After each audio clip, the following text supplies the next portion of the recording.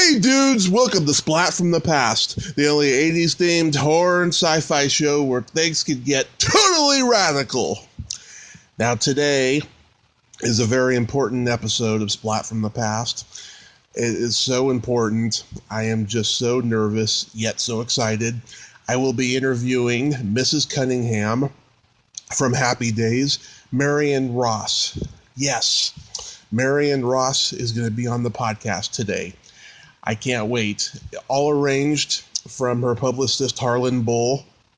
I will be talking to her about Happy Days, its legacy, her memoir she's written, My Days, Happy Wise, My Days, Happy and Otherwise. Talk about early roles that she did.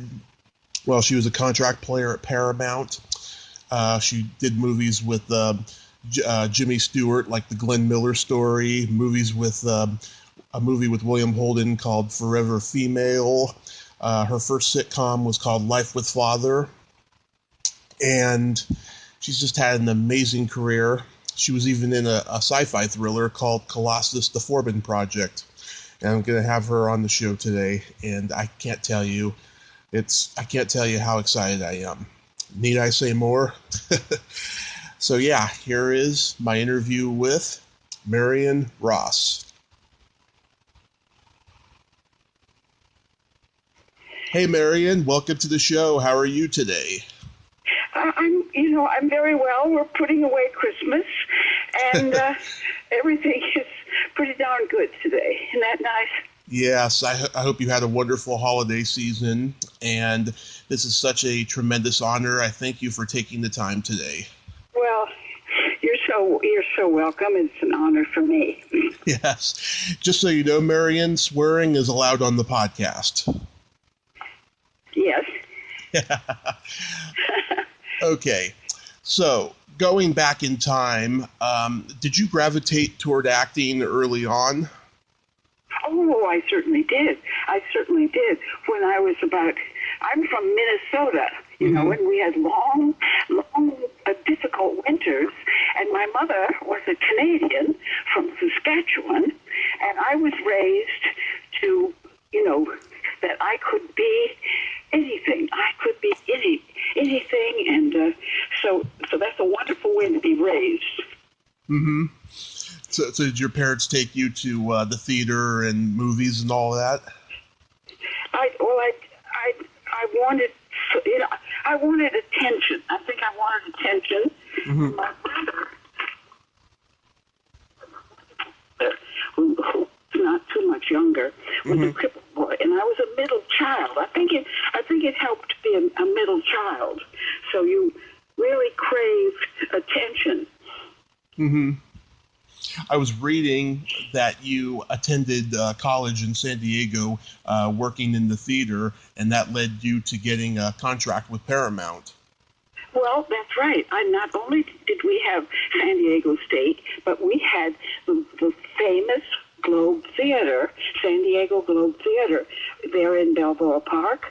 So there was a wonderful chance for me to develop myself. And so by the time I graduated, somebody from the college, because I ran off and eloped after I graduated, and this woman, Rosa Choplin, came and took me on the train, and she said, I had connections in Hollywood. I'm going to take you up to Hollywood. So that's how that all started. And then I got a contract at Paramount. Wow. Is that Globe? Wow is right. The odds on that are really, really extreme. But it's something, what's interesting is that there was always somebody coming to help me. Isn't that interesting? Yeah. I think that says that luck was always on your side. I know. Nobody ever said to me, oh, you can't do this, or don't do this. And I think it's so interesting. I think because of my crippled brother, I was quite driven to become something. Yeah. I guess it was just fate then. Your first movie was Forever Female with William Holden and Ginger Rogers. Yes, yes. What was that experience like? Ginger Rogers she was wonderful to me, absolutely wonderful. And then the little girl named Pat Crowley. Yep. And I still swap Christmas. I don't think she acts anymore, but she got the ingenue part that we all wanted. And I had to play the friend. The friend. I remember Pat Crowley. She was in the last Martin and Lewis movie, Hollywood or Bust. Yeah, Pat Crowley. I'm glad you do remember her. Yeah. That's good that she's still around, though, and that you two swap Christmas cards all the time. Then you did the Glenn Miller story with Jimmy Stewart. How was he? Oh, I never ever got to meet Jimmy Stewart, and I played the wife of the band manager, and so I was close to June Allison, and so I never got to meet Jimmy Stewart ever, because in the story, of course, he was killed in the war, and he was a pilot. But what was wonderful about the Glenn Miller story was one day I go in the commissary, 20th Century Fox, and I'm all by myself because nobody was in my category. I didn't have any other actress that was my age, so I thought, well, I'm going to sit at the counter here in the commissary, and I'm going to sit with all these guys. And it was Louis Armstrong, Cozy Cole, somebody Bigard. Here was all these famous musicians sitting at the counter, and so I sat right there, right next to Louis Armstrong. Oh my God! Can you imagine that? And it was wonderful to me.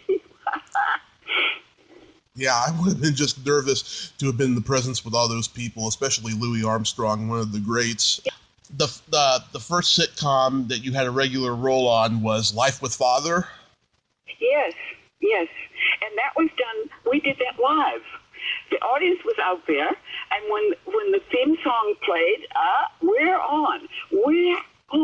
And it was wonderful because Leon Ames, half of his characterization was looking for the next line. He was like, blah, blah, blah, blah, blah, Vinny, looking for what he was supposed to say. So I was theater trained, so I was used to doing something live like that. Yeah. Why do you think that show ended only after 10 episodes?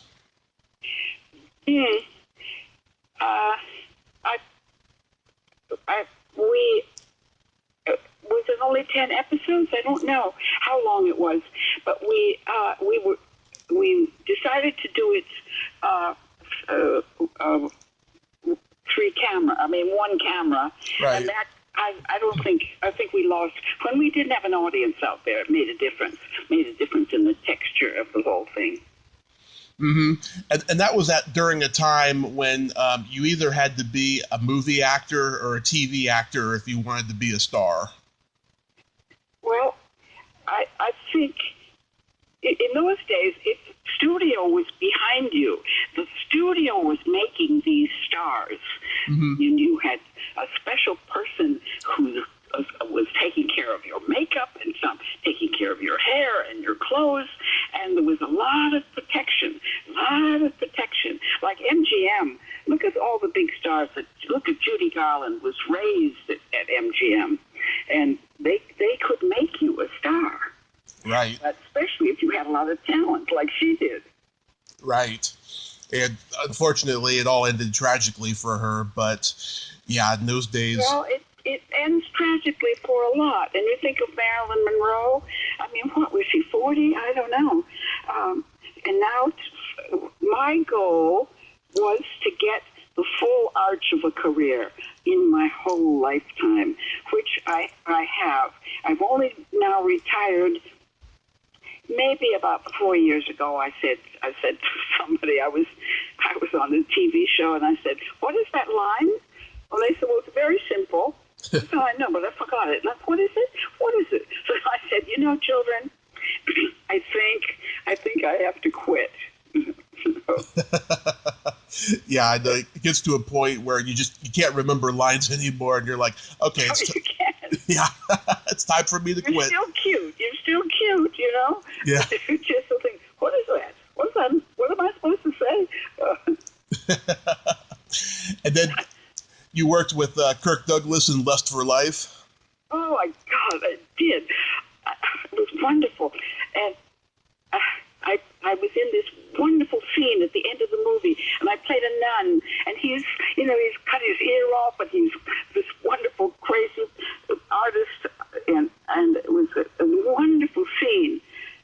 And so later, years later, I see that he's making a movie, so I wrote him a letter, and I said, I would love to meet you out of my habit, you know. Well, I got a phone call right away. So now I'm so shy, and now I'm not playing a nun anymore. And anyway, he gave me a part in a movie.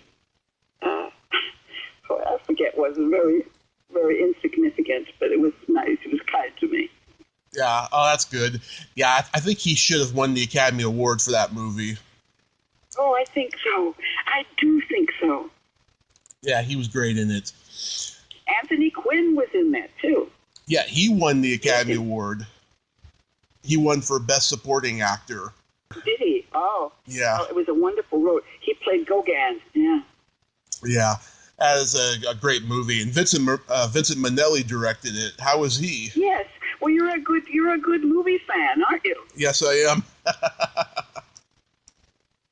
Well, what do you think about the movies now? You got some good favorites now? I don't think movies nowadays are as great as they were back then.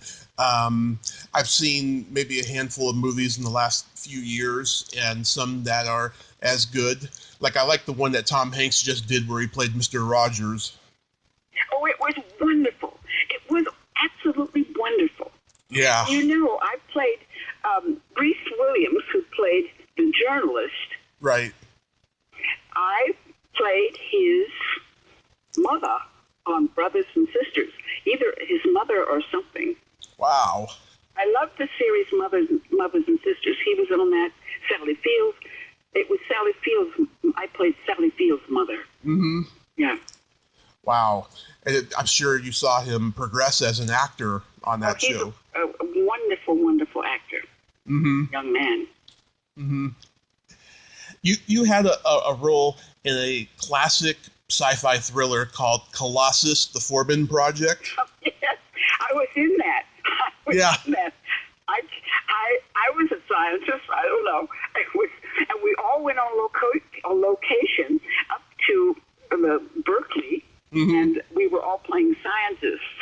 Oh, I tell you, wow. Yeah, Eric Braeden, he's such an underrated actor. You even know about those things. Oh, yeah. I know about so many movies and TV shows. I mean, movies and TV has been my life, my whole life. I did The Lone Ranger. Do you know that? Oh, yes, I do. And I said, who was that masked man? And I never got to thank him. Right. Yep. You're also a passenger in airport. Oh, boy, was I ever. I was getting a divorce, and I went to George Seaton, and I had done another picture with him and had made friends with him. And I said, can I be in the movie?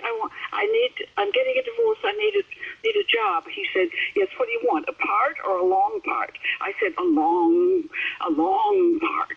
So I was one of the passengers on the plane, and I never really had any lines. I sat 2 rows ahead of Helen Hayes, but we had to go every day for like a month because, in case they were shooting in something where you might be seen. So it was an interesting experience to go and talk to a lot of other actors. Yeah, that was the beginning of the disaster craze that Irwin Allen took forward. Oh, the disaster movies, right. Yeah, the Poseidon Adventure, the Towering Inferno, and all that. Yeah. Yeah. Now, I'm sure you get asked this a lot, but how did you get cast on Happy Days? Well, I don't know. It was an interview, as usual, and a pretty simple part. My lines were like, oh, Howard, oh, Richard, you're not eating, things like that. So it was the mother. The mother was very unimportant. So it was, what they would do, we would have a beautiful table read, we'd read the script because, and they would work on the script because we were doing it, first of all, we were doing it on film, and then we decided to have an audience out there and do it live. So they had time to work on the script. So they would say, Marion, read your part, and should we just call you Marion? And I said, yeah, that's fine. You just call me Marion. Okay. So that's how we started. And then they would say, Marion, read all these other character girls, for the table read. So I would read them. I was auditioning for those writers all the time. They would say, good, that's good what you do. So they began to write better for me, Yeah. Well, and the show lasted 11 years. Did you ever think to yourself, God, I hope this show ends, it's getting old? No, I think by that time we were ready. Well, because Ron had left us. NBC came and stole Ron away from us. They said, Ron, if you'll leave that show, we'll let you direct and produce, over here. Mm-hmm. So that's what he wanted. So he called each one of us individually, and he said, I've been given this wonderful opportunity with NBC, but they say that I have to leave Happy Days, and it may bring down the show. And how do you feel about that? We all said, Ron, you take every opportunity you can get. And if it brings down the show, it brings it down. But you see, it didn't, because by that time the Fonz was so in control. Mm-hmm. And then Ted McGinley was in it also. Right. And we're all very, very, very close friends. You know that? Yeah.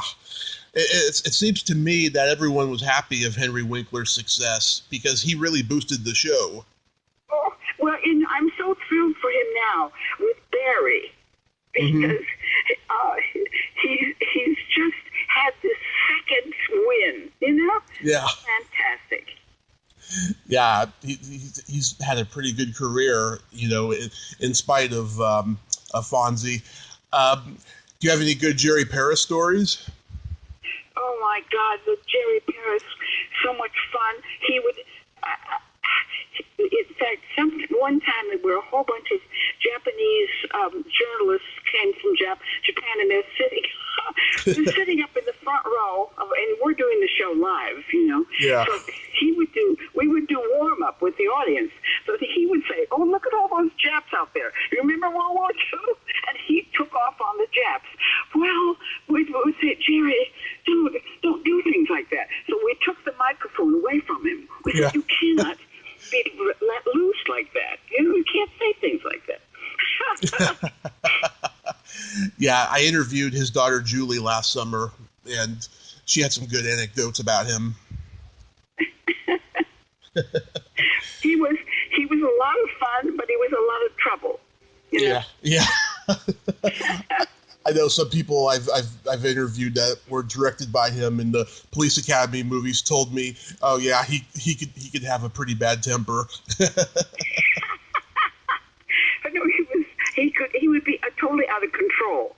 Oh, and we would just say, oh, okay, we have to work around him, Yeah, work around him. Yeah. Instead of having him help us, we were very good friends. And yeah. A few years ago, we lost Erin Moran, which was very sad. Yeah. How was she to work with? Well, she was a doll, of course. And she started when she was like about 5. So it was when her teenage years were very hard on her. And she was cute as a button and getting into all the wrong friends, all the wrong influences. And I remember one day taking her going into this cafe, and nobody was in there. And I said, Aaron, now listen to me. Everybody's talking about you. We're all worried about you, and how can we help you? And she said, I don't know. I'm fine. Leave me alone. And she started to cry. So there was no way we could stop her from those bad teenage years, Yeah. It's a shame. What a doll she was. Yeah. Oh, that's so tragic. She was very talented. We forget that it's a tough business. Yeah. It could be. We don't want to go into that. Yeah. She didn't have a very stable family, Yeah. Yeah. God, that's so sad. How's Kathy Silvers to work with? I love Kathy Silver. She's an awful lot of fun, and she's very driven. And God, who knows what's going to happen? She's very driven. I think there's more she wants to do out there. So the world should keep looking out for Kathy Silver. Very talented girl. Yeah, and her father guest starred on an episode. Oh, he did. He did star on an episode. Yeah, he did. And he was so easy to work with. Very, what a pro. What she comes from, Oh yeah, he was one of the greats, Sergeant Bilko. Absolutely, yeah. Did you have any favorite episodes of Happy Days? Oh, of course, I love the one where I danced the tango with the Fonz. Yeah. And we won the contest. And Howard was so mad at me. He was so mad at me. So that's one of my favorites. I love being on Happy Days, honestly. Yeah, my favorite is when Richie and the boys, they go for their physicals for the Army, and Warren Berlinger is the recruiter, and Fonzie keeps making his life a living hell. Cough, please. Yeah. Yeah. And they're coughing his face, right? Yeah. That's a very funny episode. I love that one. I heard after every episode being taped, there was a party amongst the casts of all the Paramount shows. Well, the audience would come down, and we would all kind of have a party afterwards on the set, And Yeah. you know what was also wonderful that we had our softball team. Yeah. That softball team, I played rover, like Marion, get over there, get over there, get over there. But I could hit, and I would run with my arms way up, and they didn't want to hit that fine old lady, so they would overthrow first base, and I could get on. And we traveled all over, played, before all the big league games, all over the United States. Mm-hmm. That was another reason I think the show lasted 11 seasons. We didn't want to give up the ball team. Does that make sense? Yeah, it sure does. Well, because Ron Howard was trained to be out in right field. He was a good ball player. Everybody on that cast had already been in Little League, and they were good ball players, excepting Henry Winkler. He's from New York City. I think he did horseback riding or something when he was young. So the boys took Henry. The boys took Henry and trained him to be the pitcher. Mm-hmm. So that's everything worked really good. And Ron Howard's brother Clint was our catcher. Uh-huh. Gary Marshall played first base. Donnie Mose was a wonderful ball player. Anson Williams was a wonderful ball player. Yeah, I met Anson Williams a few months ago at a Comic-Con. He's such a nice man. Yeah, it's a lovely man, yeah. Tell me about Gary Marshall. What was he like? Gary Marshall was a wonderful man. And he would say, I remember one time he came into my dressing room and I thought, oh my God, I'm going to get fired. Oh my God. And he said, Dad, that isn't working for you, is it? That line isn't working for you. And then he said, I'll fix it. Takes the same joke, turns it inside out. Mm-hmm. Now anybody walking by in the street can get a laugh out of that thing. So he was always looking out for us. Isn't that nice? Yeah. Taking care of us. Everyone I've talked to, including his niece Tracy, they've all told me that the reason why his movies and TV shows were so successful was because he understood humanity. He really did. He was a lovely man. Yeah, he had a wonderful mother. He was very good to Penny, and then he had another sister. He's just a good guy all the way around. Mm-hmm. And he has his theater. Have you been to his theater in Burbank? No, I didn't even know he had a theater. It's called the Gary Marshall Theater. I don't know if it can succeed without him being here. So when you come to Burbank, mm-hmm. you better check out the Gary Marshall Theater, because I'm not sure if it will go on and on and on, Mm-hmm. I'll definitely check it out. I'll be in Los Angeles in May. Don't you come to LA very often? Oh, yeah, I go a couple times a year. Okay. I'll definitely check it out when I go in May. That'd be great. Okay. Last month, I interviewed an actress. She told me she worked with you on Steel Magnolias at the Pasadena Playhouse. Tracy Schaefer. Oh my gosh! Yes. Well, tell me about Tracy Schaefer. Oh, she's a lot of fun. I loved interviewing her. She's got really great stories, and she told me to tell you hi. Well, that's wonderful. And what is she working on? She's in Colorado, and she's doing a one-woman show, and she works in real estate full time now. Okay, all right. But she's still in show business. She does a one-woman show, and but she's a very attractive, darling girl. Oh yes, she's very pretty. Very pretty. So your memoir is called My Days, Happy and Otherwise. How long did it take to write, and what made you want to write your autobiography? Oh, I didn't want to at all. My son brought this writer to my house. He said, well, he's going to write your biography, Mother. I said, no, I don't want to. So then they tied me to a chair, right? Yeah. You get me talking.